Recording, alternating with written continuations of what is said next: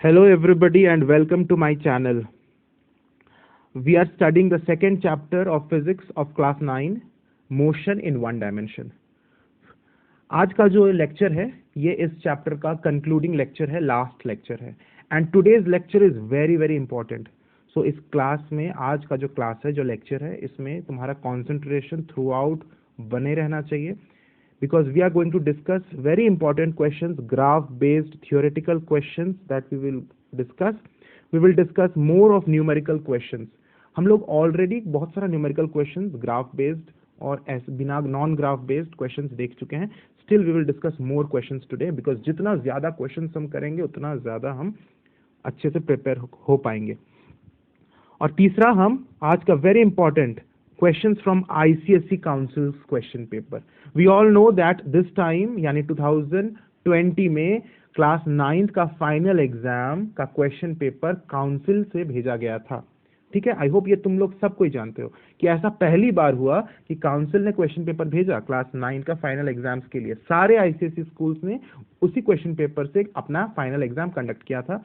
तो उसी question paper, जो फिजिक्स सब्जेक्ट का क्वेश्चन पेपर है, उस क्वेश्चन पेपर को आज हम स्टडी करेंगे और चैप्टर 2 से जितने भी क्वेश्चंस पूछे गए हैं सबको हम स्टडी करेंगे. So without wasting any time let us move to today's class. Okay, now first thing that we are going to study, we will discuss a few questions. Before discussing the question paper we will see some important questions before we enter into that question paper part. तो ठीक है, ये जो questions अभी हम करने वाले हैं ये तुम्हारे क्वेश्चन पेपर में नहीं पूछा गया है, लेकिन they are very important questions. So इन्हें पहले हम डिस्कस कर लेते हैं, then we will move to the question paper. First question, draw the graph of displacement against square of time for a body under free fall. बड़ा important question है और समझो क्या बनाना है. तुम्हें ग्राफ बनाना है displacement against square of time. Time square, not time. देखो time square लिखा हुआ है, तो एक एक्सिस में तुम्हारा डिस्प्लेसमेंट होना चाहिए यानी वाई एक्सिस पे, और तुम्हारा एक्स एक्सिस में क्या होना चाहिए, टाइम स्क्वायर यानी स्क्वायर ऑफ टाइम. यूनिट क्या होगा, सेकेंड स्क्वायर. इसलिए ब्रैकेट में हमने सेकेंड स्क्वायर लिख दिया. तो इसका ग्राफ तुम्हें बनाना है. नाउ याद करो कि मैंने तुम्हें बताया था कि फ्री फॉलिंग केस में, ये फ्री फॉल का केस है, देखो क्वेश्चन में लिख दिया है for a body under free fall. तो फ्री फॉलिंग के केस में मैंने बताया था कि displacement is directly proportional to the square of time. याद है तुमको, ये मैंने बताया था. यानी अगर हम डिस्प्लेसमेंट और टाइम स्क्वायर को प्लॉट करेंगे तो ये एक लीनियर रिलेशन आएगा. मैं क्या बताया था कि डिस्प्लेसमेंट और टाइम के बीच एक्सपोनेंशियल रिलेशन है. डिस्प्लेसमेंट और टाइम के बीच एक्सपोनेंशियल रिलेशन है. I have told you this thing, I hope it is very clear, you remember it very well. Last class में बताया था शायद मैं, या फिर I don't know which number of lecture, but I have definitely discussed. Okay, so displacement and time का अगर हम ग्राफ प्लॉट करेंगे for a body under free fall तो वो इस तरह का एक्सपोनेंशियल कर्व आएगा. लेकिन यहां पे पूछा है डिस्प्लेसमेंट और टाइम स्क्वायर का, तो उस केस में एक्सपोनेंशियल ग्राफ नहीं आएगा. उस केस में क्या आएगा, लीनियर ग्राफ आएगा, because displacement is directly proportional to square of time.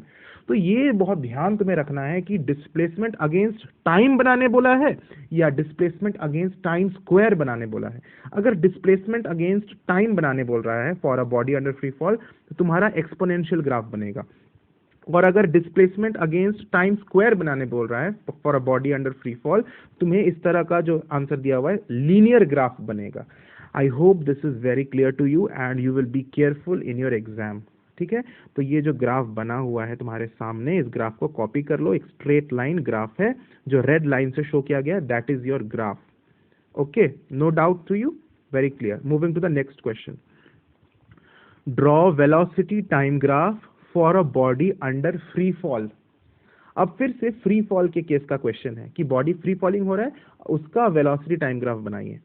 तो याद करो, मैं तुम्हें बताया था कि बॉडी जब फ्री फॉल होता है, बॉडी में जब फ्री फॉल होता है उसमें कांस्टेंट एक्सेलरेशन होता है, यानी उसमें यूनिफॉर्म एक्सेलरेशन होता है. यूनिफॉर्म एक्सेलरेशन कितना होता है, जिसे हम जी से डिनोट करते हैं, एक्सेलरेशन ड्यू टू ग्रेविटी, कितना होता है, 9.8 metre per second square. This also I have discussed in one of the previous lectures. I remember very well and I hope you also remember. Now this acceleration due to gravity का जो value है ये constant है, यानी uniform acceleration का graph मुझे actually बनाना है. मुझे velocity time graph बनाना है for which case? For uniform acceleration. यही चीज इसका आंसर होगा। तो मैंने सिंपल सा क्या बना दिया है, velocity time graph for a body under uniform acceleration. तो यूनिफॉर्म एक्सेलरेशन ग्राफ ऐसा होता है, I hope you remember it, we have studied it. तो यानी यही आंसर है हमारा बॉडी अंडर फ्री फॉल का वेलोसिटी टाइम ग्राफ का। I hope this is very clear to you.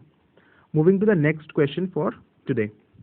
A train travels, now this is a numerical question. This numerical question I have picked up from your exercise, the last exercise given in your book for the second chapter. तो बहुत important question है, इस तरह का question हमारे exam में बिल्कुल बिल्कुल पूछा जा सकता है। A train travels with a speed of 60 kilometre per hour from station A to station B and then comes back with speed of 80 kilometre per hour from station B to station A. यानी train है, train का speed कितना है, 60 kilometre per our. कब? जब वो ए station से B station में जा रही है। तो दो स्टेशन है ए और बी, वो ए से बी जब जा रहा है ट्रेन तो उसका स्पीड कितना है, 60 किलोमीटर पर आवर। और उसके बाद फिर वापस वो बी से ए आ जाती है ट्रेन, और उस समय उसकी स्पीड कितनी रहती है, 80 किलोमीटर पर आवर। यानी जाने के समय उसका स्पीड 60 किलोमीटर पर आवर और आने के टाइम उसका speed 80 kilometre per hour. Okay, now we have to find the average speed. Average speed निकालना है। एवरेज स्पीड का फॉर्मूला क्या होता है, total distance by total time. I hope इसमें कोई डाउट नहीं है। मैं जब तुम्हें डिस्टेंस, स्पीड, ये सब टॉपिक्स पढ़ा रहा था प्रीवियस लेक्चर में, उसमें मैंने क्लियर, बहुत ही ज्यादा मैंने डिटेल में बताया था कि एवरेज स्पीड क्या होता है। उसमें इस फॉर्मूला को भी हमने डिस्कस किया था। Total distance by total time is known as speed. ठीक है, now what we have done, total distance को मान लो कि ए से बी जाने का डिस्टेंस मान लो एस है, और फिर वो बी से ए आया। इसका मतलब टोटल डिस्टेंस कितना बॉडी ने ट्रैवल किया, ए से बी जाने के क्रम में एस डिस्टेंस ट्रैवल हुआ, और फिर बी से ए आने के क्रम में फिर से एस डिस्टेंस ट्रैवल किया। यानी S plus S, 2s is the total distance travelled. तो टोटल डिस्टेंस कितना हमने ले लिया, एस प्लस एस, 2s। तो टोटल डिस्टेंस तो हमने 2s ले लिया। अब टोटल टाइम को निकालना है। तो जाने के समय उसका टाइम कितना होगा, कैसे निकालेंगे? देखो यहाँ पे टोटल टाइम को कैसे निकाला गया है, s/60 प्लस s/80। तो s/60 प्लस s/80 क्यों किया है? देखो s/60 है क्या, s is the distance while going. जाने के टाइम इसका कितना डिस्टेंस है, s डिस्टेंस है, और जाने के टाइम इसका स्पीड कितना है, 60 किलोमीटर पर आवर है। यानी s/60 is what, distance by time, sorry distance by speed. तो डिस्टेंस बाय स्पीड करेंगे तो कितना आ जाएगा, हमारा टाइम आ जाएगा। That means this is the time, s/60 is the time while going. और फिर हमने उसको ऐड किया s/80 से। तो s/80 क्यों किया, क्योंकि s is the distance while coming back and 80 is the speed while coming back. तो distance by speed is time. यानी this first is the time while going plus second is s/80 is time taken while returning. तो time taken while going plus time taken while returning को add किया तो हमारा total time आ गया। That means s/60 plus s/80 total time. उसको solve करेंगे तो हमारा आ जाएगा 140s/4800 second. I hope you are not confuse between this s and this s। तो पहला ये जो s है, जो तुम्हारा 140s/4800 है, that s is distance, and यहाँ पे जो s है दैट इज सेकेंड। तो कंफ्यूज मत करना, और कंफ्यूजन हो रहा हो तो तुम दूसरा वेरिएबल ले लेना। Instead of taking s you take x, that will create no confusion. तो आई होप क्लियर है, टोटल टाइम टेकन निकल गया। अब कुछ नहीं करना है, एवरेज स्पीड का फॉर्मूला क्या है, total distance by total time. तो देखो टोटल डिस्टेंस पुट किया, कितना टोटल डिस्टेंस है, 2s is the total distance divided by total time. Total time अभी अभी निकाले हमने निकाला 140s/4800, this is total time. तो total distance by total time taken को सॉल्व किया, s कैंसिल हो गया और ये 4800 ऊपर चला गया। Now after solving this we will get 68.5 kilometre per hour. तो this is very simple to understand, mathematics का पार्ट है, इसके बाद तुम सॉल्व कर लेना अपने से, very simple to understand. Next question क्या है, calculate the average velocity of the train. Average velocity निकालना है। एवरेज वेलोसिटी का फॉर्मूला होता है डिस्प्लेसमेंट बाय टाइम। जैसे एवरेज स्पीड का फॉर्मूला होता है distance by time, average velocity का डिस्प्लेसमेंट बाय टाइम। तो डिस्प्लेसमेंट कितना होगा बॉडी का, देखो वेरी सिंपल है, बॉडी अपने ओरिजिनल जगह में वापस आ गया, ए से स्टार्ट हुआ था, बी गया, फिर वापस ए पर आ गया, यानी it has reached its initial position, तो डिस्प्लेसमेंट जीरो होगा, यानी zero divided by time taken, that is zero only, तो average velocity will come to zero. This is very simple to understand. Next question. A car travels with a uniform velocity of 25 metre per second. Car का uniform velocity यानी constant velocity कितना है? 25 metre per second for 5 seconds. 5 second के लिए बस वो uniform velocity से चलता है. उसके बाद 5 सेकेंड बाद क्या होता है? The brakes are then applied. Brakes लगा दिया जाता है and the car is uniformly retarded. Car में क्या आता है? रिटार्डेशन आता है, यूनिफॉर्म रिटार्डेशन आता है एंड कम्स टू रेस्ट, यानी कार का फाइनल वेलोसिटी जीरो हो जाता है, वो रेस्ट में आ जाता है इन फर्दर 10 सेकेंड्स, यानी अगला 10 सेकेंड्स में वो रेस्ट में आ जाता है. यानी पहला 5 सेकेंड कांस्टेंट वेलोसिटी से चलता है, उसके बाद फर्दर 10 सेकेंड्स, यानी टोटल 15वां सेकेंड में 5 + 10 15th सेकेंड में वो रेस्ट में आ जाता है. I hope it is clear. Find the distance which the car travels before the brakes are applied. Brakes लगने के पहले, यानी पहला 5 सेकेंड के दौरान, तब ब्रेक नहीं लगा था, ब्रेक लगने के पहले कार कितना डिस्टेंस ट्रैवल करता है, ये मुझे निकालना है. तो वेरी सिंपल है, डिस्टेंस मुझे निकालना है. डिस्टेंस का फॉर्मूला क्या होता है? डिस्टेंस का फॉर्मूला होता है स्पीड इनटू टाइम. तो ये फॉर्मूला बहुत सिंपल है, सबको पता है. Distance is speed into time. Speed कितना है बॉडी का? 25 मीटर पर सेकेंड, और कितना टाइम था ब्रेक लगने के पहले? कितना टाइम था? 5 सेकेंड. तो 25 मीटर पर सेकेंड और 5 सेकेंड को हमने क्या किया? मल्टीप्लाई कर दिया, speed into time, and we have got 125 metre. That is the distance travelled before the brakes are applied, यानी ड्यूरिंग द फर्स्ट 5 सेकेंड्स. उसके बाद क्या निकालना है? पार्ट 2. Calculate the retardation. मुझे रिटार्डेशन निकालना है. रिटार्डेशन का फॉर्मूला क्या होता है? वही एक्सेलरेशन का फॉर्मूला ही होता है, final velocity minus initial velocity bye time taken, यानी v - u/t. ठीक है. आई होप दिस फॉर्मूला पूरी अच्छी तरह से तुम्हें याद हो चुका है. फाइनल वेलोसिटी बॉडी का कितना होगा? जीरो, क्योंकि बॉडी रेस्ट में आ गया. इनिशियल वेलोसिटी कितना था? 25 मीटर पर सेकेंड. और टाइम टेकन हम यहाँ कितना लेंगे? 15 सेकेंड्स हमने लिया. क्यों? क्योंकि पहले का 5 सेकेंड, फिर अगला फर्दर 10 सेकेंड्स, तो टोटल 15वां सेकेंड में वो रेस्ट में आ गया, इसीलिए हमने 15 सेकेंड्स टाइम को लिया. यहाँ पे तुम्हें केयरफुल रहना है. इसको सॉल्व करेंगे तो -25/15 will come -2.5 metre per second square. Very simple to understand. उसके बाद क्या है? Third question. The distance travelled by the car after the brakes are applied, और आफ्टर अप्लाइंग द ब्रेक्स, यानी ब्रेक्स लगने के बाद कितना डिस्टेंस ट्रैवल हुआ. तो ब्रेक्स लगने के बाद जो टाइम कितना लेंगे हम? 10 सेकेंड्स लेंगे, क्योंकि 10 सेकेंड्स पहला 5 सेकेंड के बाद जो गाड़ी 10 सेकेंड्स और चली, उसी समय उसमें ब्रेक लगा था. Okay, so we will not take the first 5 seconds into consideration, because we have to calculate the distance after applying the brakes, यानी टाइम हम 10 सेकेंड लेंगे. अब देखो वेरी सिंपल, हम कौन सा इक्वेशन यूज करेंगे? v² - u² = 2as. v का वैल्यू कितना? फाइनल वेलोसिटी कितना? 0, यानी 0² माइनस u² यानी -25² इक्वल्स टू 2as. 2a का वैल्यू कितना लिया हमने? -2.5, क्योंकि एक्सेलरेशन कितना आया हमारा? -2.5. अभी हमने कैलकुलेट भी किया था, यानी साइन के साथ हम एक्सेलरेशन ले लेंगे, और s यानी डिस्टेंस जो ट्रैवल हुआ, s' हमने ले लिया. उसको जब हमने सॉल्व किया, s' का वैल्यू कितना आया? 125 मीटर हमारा आ गया. I hope this is very very clear to you. ठीक है. तो फाइनली हमारा इतना डिस्टेंस ब्रेक लगने के बाद 125 मीटर वो ट्रैवल किया. तो यही चीज मुझे निकालना था. I hope this is clear to you. तुम इसको अपने कॉपी में सॉल्व कर लो, तुम्हारा भी कॉन्फिडेंस एकदम बिल्डअप हो जाएगा कि इस तरह का क्वेश्चंस तुम बना सकोगे. तुम्हारा कॉन्फिडेंस बूस्टेड अप हो जाएगा. सिर्फ देखकर, वीडियो को देखकर सेटिस्फाइड मत हो जाना कि मुझे समझ में आ रहा है मैं बना लूंगा. No, it will not happen. It is impossible. तुम्हें अपने से सॉल्व करना है. जितना भी जीनियस क्यों ना हो, तुम्हें अपने सॉल्व करना ही होगा. Next question. This is also quite simple to understand. Only तुम्हें क्वेश्चन को ध्यान से पढ़ना है.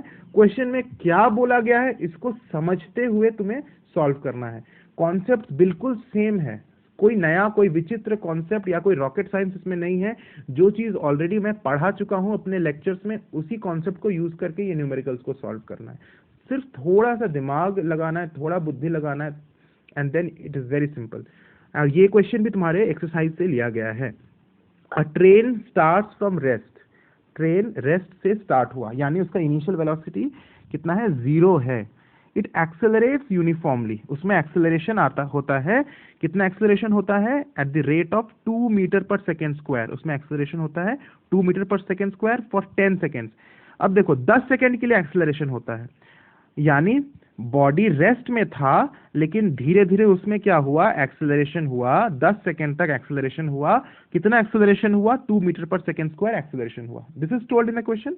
उसके बाद क्या बोल रहा है, it maintains a constant speed of 200 second.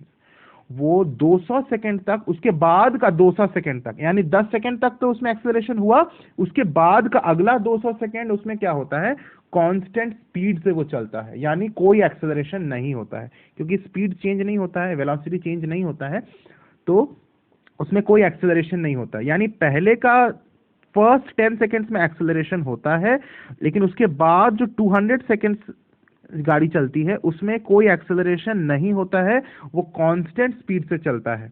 तो वो स्पीड का वैल्यू कितना है ये पहले मैं निकाल लेता हूं, then we will read the question further.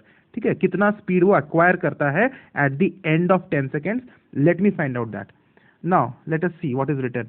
For the first 10 seconds initial velocity is 0। पहला 10 सेकेंड के लिए इनिशियल वेलोसिटी 0 है, क्यों, क्योंकि बॉडी रेस्ट से स्टार्ट हुआ। एक्सेलरेशन कितना दिया हुआ है क्वेश्चन में, 2 metre per second square. Time कितना लेंगे, 10 सेकेंड्स, क्योंकि 10 सेकेंड की हम बात कर रहे हैं।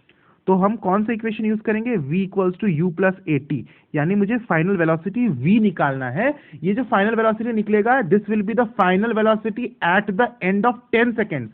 10 सेकेंड्स के अंत में जो वेलोसिटी वो एक्वायर करेगा, उस v का वैल्यू हम निकाल रहे हैं u प्लस ए टी करके। u का वैल्यू हमने 0 ले लिया, क्योंकि 0 ही था, रेस्ट में था बॉडी, एक्सेलरेशन 2 है, और टाइम कितना है, 10 सेकेंड्स। सॉल्व करने से हमारा आ जाएगा 20 metre per second. So this 20 metre per second is the velocity that this body acquires eight the end of 10 seconds. अब ये जो 20 मीटर पर सेकेंड उसका वेलोसिटी हुआ, इस वेलोसिटी को वो मेंटेन करता है कितने और समय के लिए, अगला 200 सेकेंड तक के लिए वो इसी वेलोसिटी से वो चलते रहता है, because it is said in the question it maintains the constant speed for 200 seconds. वो अगला 200 सेकेंड इसी स्पीड से चलता है। यहां पे इस क्वेश्चन में हमने स्पीड और वेलोसिटी को इंटरचेंजेबली यूज किया है। हमने स्पीड और वेलोसिटी को सेम मीनिंग में यूज किया है, क्योंकि हमने ये एज्यूम किया है कि बॉडी यानी ये ट्रेन एक पर्टिकुलर डायरेक्शन में ही ट्रैवल कर रही है, उसका डायरेक्शन चेंज नहीं हो रहा है, तो उसका जो स्पीड होगा वही उसका वेलोसिटी होगा।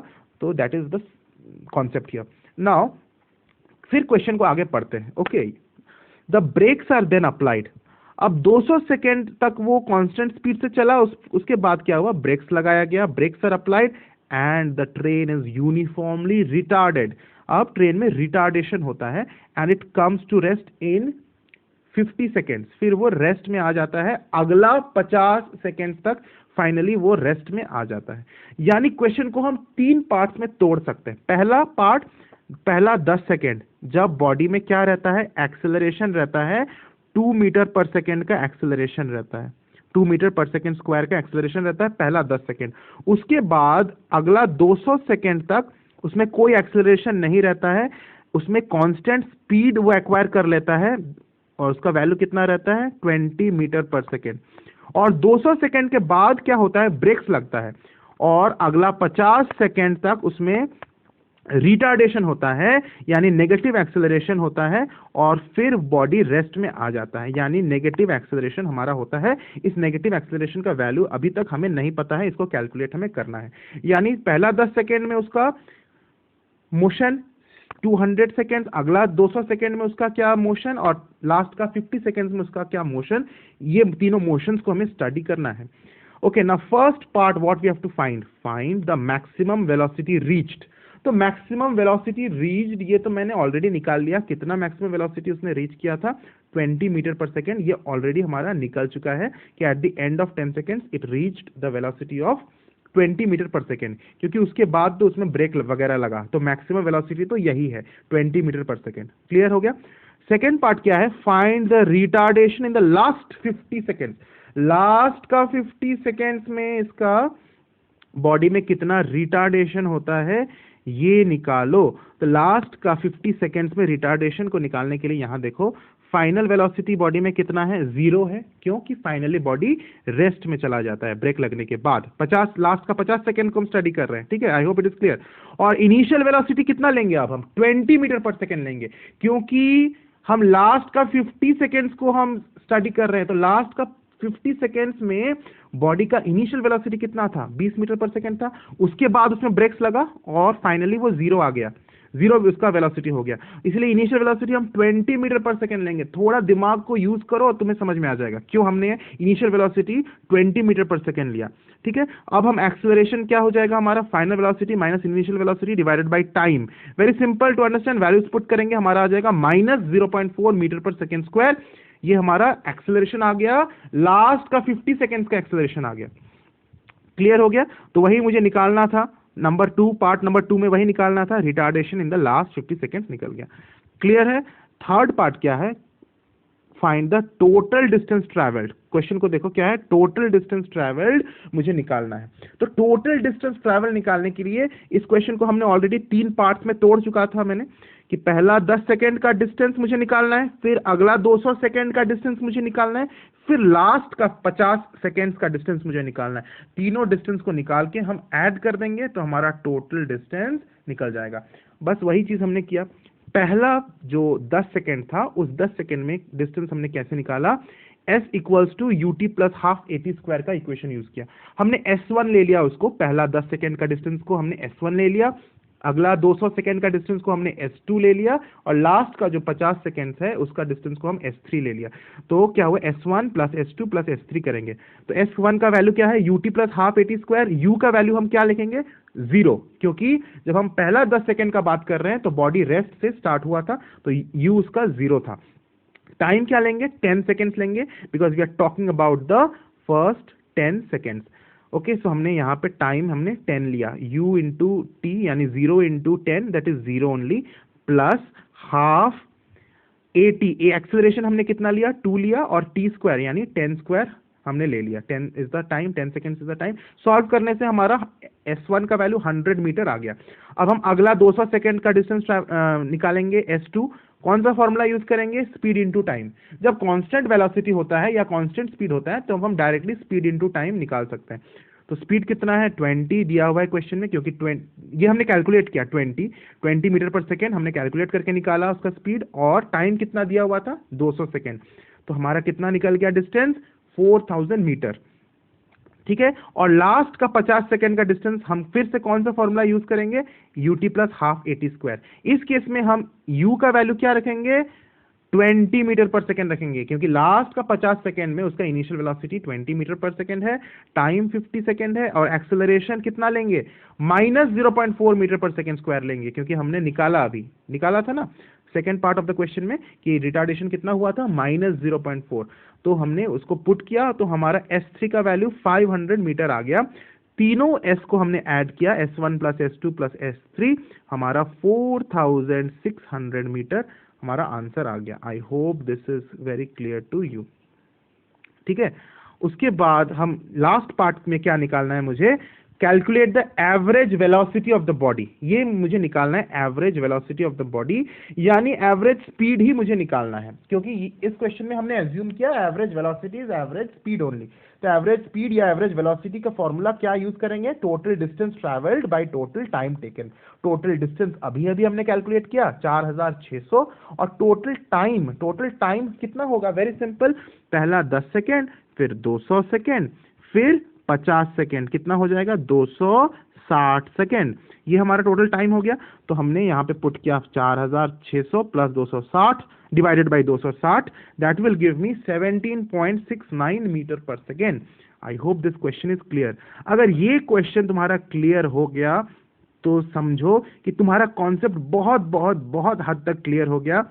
तुम डिफिकल्ट से डिफिकल्ट क्वेश्चंस भी तुम कर पाओगे कॉन्फिडेंटली, क्योंकि this type of question is one of the type of questions which is considered to be a little difficult question and concept building question। इस क्वेश्चन में तुम्हारा कॉन्सेप्ट बिल्ड हो जाएगा। ये जो क्वेश्चन अभी हमने डिस्कस किया बहुत इंपॉर्टेंट क्वेश्चन है, वेरी वेरी इंपॉर्टेंट क्वेश्चन। किस पर्पस किस पॉइंट ऑफ व्यू से मैं इंपॉर्टेंट बोल रहा हूँ, तुम्हारा कॉन्सेप्ट बिल्ड करने के लिए। तो इस क्वेश्चन को अगर समझ में आ गया तो वेरी वेरी गुड, और अगर थोड़ा डाउट हो रहा है, लग रहा है कि अगर फिर से मैं इसको सुन लूं तो वीडियो को थोड़ा सा फिर से रिवाइंड करके पीछे जाकर इसको फिर से सुन लो, इस क्वेश्चन का तुम्हारा बिंदास क्लियर हो जाएगा, और फिर इसको अपने कॉपी में बना लो। ये मेथड है, फॉलो करो, देखोगे तुम्हारा कितना अच्छा से कॉन्सेप्ट क्लियर हो रहा है। ठीक है, अब हम yes, now we are moving to the questions that have been asked in the council's question paper। ICSE का काउंसिल का क्वेश्चन पेपर को स्टार्ट करने वाले हैं। अब तुमको बड़ा मजा आएगा, क्वेश्चंस देखकर तुमको बहुत आनंद होगा। क्यों आनंद होगा? क्योंकि क्वेश्चंस बहुत इजी पूछे गए थे इस बार, बहुत इजी। तुम्हें लगेगा कि इतना इजी क्वेश्चन पूछेगा, हाँ तो पहली बार पूछा था, क्वेश्चन पेपर आया था पहली बार, तो इस बार बहुत ही इजी ने पूछा, हो सकता है नेक्स्ट टाइम इतना इजी ना पूछे। Now the first question this was asked. Okay, now the question numbers जो लिखा हुआ है ये तुम्हारा बोर्ड का क्वेश्चन पेपर का क्वेश्चन नंबर्स नहीं है, लेकिन क्वेश्चंस वही एग्जैक्टली वही क्वेश्चंस है, बस क्वेश्चन नंबर मैंने यहाँ पे अपने हिसाब से मैंने डाल दिया है, but questions I have not changed at all. Now the first question is the motion of a body is represented by the following displacement time graph. किसी भी बॉडी का मोशन इस डिस्प्लेसमेंट ग्राफ से रिप्रेजेंट किया गया है। तुम्हारा question है state the type of motion represent in the graph. तुम मोशन को बताओ कि किस तरह का मोशन है। अरे कितना इजी क्वेश्चन है कि डिस्प्लेसमेंट टाइम ग्राफ अगर इस तरह से रहे, स्ट्रेट लाइन रहे, तो ये कैसा मोशन होता है? यूनिफॉर्म वेलोसिटी का मोशन होता है, क्योंकि equal distances travelled in equal time taken या equal displacement travelled in equal time taken का ग्राफ है। ये तुम्हारा क्या हो जाएगा? यूनिफॉर्म वेलोसिटी का ग्राफ हो जाएगा। तो तुम्हारा आंसर क्या होगा? फर्स्ट पार्ट का आंसर क्या हो जाएगा? The type of motion represented in this graph is uniform velocity या फिर uniform motion. The body is travelling with uniform velocity. इस आंसर को अभी अभी लिख लो अपने कॉपी में, क्योंकि मैंने आंसर नहीं लिखा है, आंसर तुमको लिखना है, मुझे बस डिस्कस करना है, आंसर तुम्हें लिखना है। ठीक है, यूनिफॉर्म वेलोसिटी या फिर यूनिफॉर्म मोशन इसका आंसर होगा। सेकेंड पार्ट क्या है? How can the velocity of the body be determined from the above graph. इस अबव ग्राफ से यानी इस डिस्प्लेसमेंट टाइम ग्राफ से आप वेलोसिटी को कैसे डिटरमाइन कर सकते हैं? तो बहुत सिंपल है, अब तो तुम डेफिनेटली बता दोगे कि if we find the slope of displacement time graph we will be able to find out the velocity of the body. यानी क्या आंसर लिखना है? The velocity of the body can be determined from the above graph by finding the slope of the graph.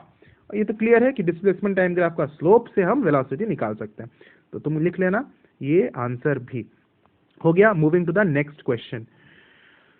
This question is also very simple. कितना easy question पूछा है देखो। A car starting from rest acquires a velocity of 54 kilometre per hour in 20 seconds. तो car starting from rest यानी उसका initial velocity कितना? u कितना? 0। It acquires a velocity of 54 kilometre per hour. उसका final velocity कितना हो जाता है? 54 किलोमीटर पर आवर। लेकिन तुम्हें इसको मीटर पर सेकंड में कन्वर्ट कर देना है, क्योंकि टाइम क्या बोला है? इन 20 सेकेंड्स। टाइम कितना दिया हुआ है? 20 सेकेंड्स। तो टाइम सेकेंड में दिया हुआ है और वेलोसिटी किलोमीटर पर आवर में दिया हुआ है, तो तुम 54 किलोमीटर पर आवर को किस में कन्वर्ट कर दोगे? मीटर पर सेकेंड में। कैसे कन्वर्ट करोगे? 5/18 से मल्टीप्लाई करके। मैं बताया था ये ट्रिक भी, इसको करके तुम मीटर पर सेकेंड में कन्वर्ट कर देना, तुम्हारा जो भी वैल्यू आएगा वो v का वैल्यू आ जाएगा। u का वैल्यू ऑलरेडी दिया हुआ है, टाइम भी दिया हुआ है, तुम्हें निकालना क्या है? Calculate the acceleration. अब तो तुम बता ही दोगे acceleration is equals to v minus u by t. इस फॉर्मूला में पुट करना, v का वैल्यू क्वेश्चन में दिया हुआ है, u का वैल्यू दिया हुआ है, t का वैल्यू दिया हुआ है। v का वो वाला वैल्यू यूज करना जो तुम मीटर पर सेकेंड में कन्वर्ट करके निकालोगे, u का वैल्यू 0 और टाइम का 20 सेकेंड्स। तो वेरी सिंपल क्वेश्चन है, एक्सेलरेशन तुम्हारा निकल जाएगा। I hope you will be able to solve. मैं डिलीट कर देता हूं, तुम इसको अपने से बना लेना। Okay, next question. Next question is more simple, it is more simple. A car travels from A to B. एक कार है, ए से बी ट्रैवल करती है, ठीक है, and returns to its original position. अपने ओरिजिनल पोजीशन में return कर जाती है, मतलब फिर वो बी से ए आ जाती है। Okay, the distance between A and B is 2000 metre. A से बी का डिस्टेंस कितना है? 2000 मीटर दिया हुआ। Find the total displacement of the car. तुम गाड़ी का टोटल डिस्प्लेसमेंट निकालो। आई थिंक एक भी ऐसा स्टूडेंट नहीं होगा जो इसका आंसर नहीं दे पाएगा। टोटल डिस्प्लेसमेंट कितना होगा बताओ? यस, 0 होगा। क्यों? क्योंकि कार अपने ही ओरिजिनल पोजीशन में रिटर्न कर जा रही है। क्वेश्चन में लिखा हुआ है ना, it returns to its original position, तो इसमें डिस्प्लेसमेंट उसका 0 हो जाएगा। ओके, नेक्स्ट क्वेश्चन क्या है, नेक्स्ट पार्ट क्या है?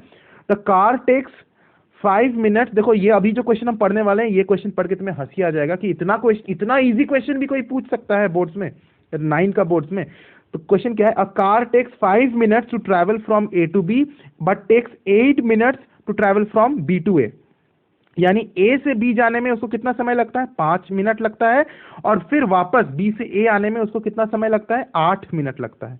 Is the speed of the car greater while going from A to B और coming back from B to A?